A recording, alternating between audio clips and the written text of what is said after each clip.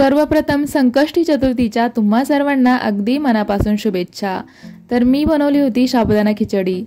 तर हा व्लॉग आहे बुधवारचा, ज्या दिवशी आम्हा सगळ्यांचा उपवास होता आणि मी म्हटले चला तुमच्यासोबत सुद्धा साबुदाणा खिचडी ही रेसिपी शेअर करूया। तर व्हिडिओ हा स्किप न करता शेवटपर्यंत बघा। यामध्ये काही मी टिप्स सुद्धा सांगितलेले आहे, जसे की तुम्ही बघू शकता आपली खिचडी किती सुंदर अशी बनून तयार झालेली आहे। अगदी पिठाळ न राहता एकदम सुटसुटीत, चिकट न होता एकदम छान अशी तयार झालेली आहे, ज्यामुळे खाण्यात सुद्धा आनंद येतो आणि उपवासाचे काही वाटत नाही। तर मी इथे रात्री पाव किलो साबुदाणा भिजत टाकला होता। साबुदाणा छान भिजलेला आहे। त्यानंतर मी घेतले शेंगदाणे लो फ्लेम वरती भाजून घेतले आणि इकडे मी बटाटे उकडून घेतले होते। जवळजवळ छोटे 4 बटाटे आहे। त्यानंतर मी त्याच्यावरचे साल काढून घेतले आणि छोट्या पीसेस मध्ये कट करून घेतले। इथे मी खूप सारी बारीक हिरवी मिरची कट करून घेतली, जेणेकरून साबुदाणा थोडा स्पायसी होईल। आणि तळण्यासाठी घेतले 5 मिरची। साबुदाण्याचा कूट मी करून घेतलेला आहे, मध्यम करायचा आहे, जास्त बारीक किंवा जाडसर ठेवायचा नाही। त्यानंतर कढई मी गॅसवर ठेवलेली आहे। कढई थोडी गरम झाली, त्यामध्ये तेल टाकलेलं आहे। आता आपण सर्वप्रथम मिरची तळून घेऊया, एका प्लेटमध्ये काढून घेऊयात। ही मिरची साबुदाण्यासोबत खूपच टेस्टी लागते। आता याच तेलामध्ये आपण जे मिरचीचे काप केलेले आहेत ते टाकून घेऊयात। मिरचीचे काप टाकल्यानंतर व्यवस्थित तेलामध्ये असे छान फ्राय होऊ द्यायचे आहे।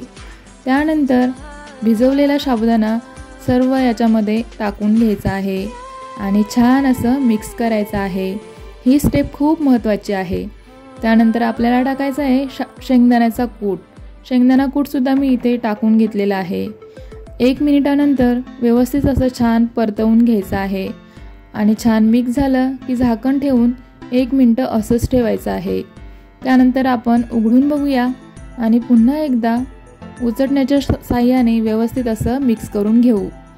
त्यानंतर उकडलेला बटाटा याच्यामध्ये टाकून घ्यायचा आहे आणि पुन्हा छान व्यवस्थित असं मिक्स करायचं आहे। व्यवस्थित असं मिक्स केलं तर साबुदाणा खाली कढईच्या बुडाला लागत नाही।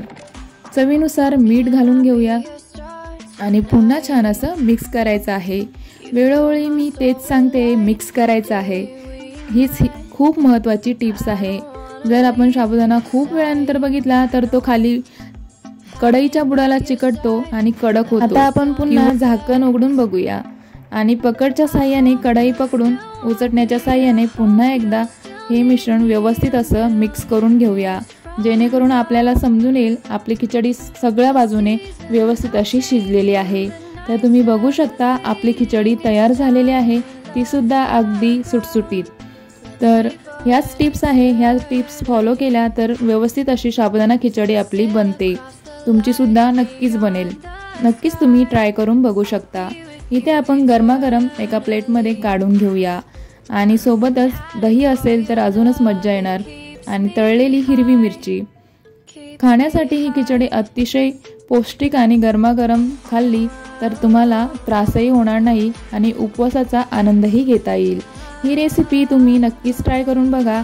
आशा करते की तुम्हाला हा व्हिडिओ आवडला असेल तर व्हिडिओला लाईक करा, शेअर करा, कमेंट सुद्धा करा आणि सगळ्यात महत्त्वाचं म्हणजे सुवर्णास कॉर्नरला जर अजूनपर्यंत सबस्क्राईब केलं नसेल तर सबस्क्राईब करा, घंटीचं बटन प्रेस करा।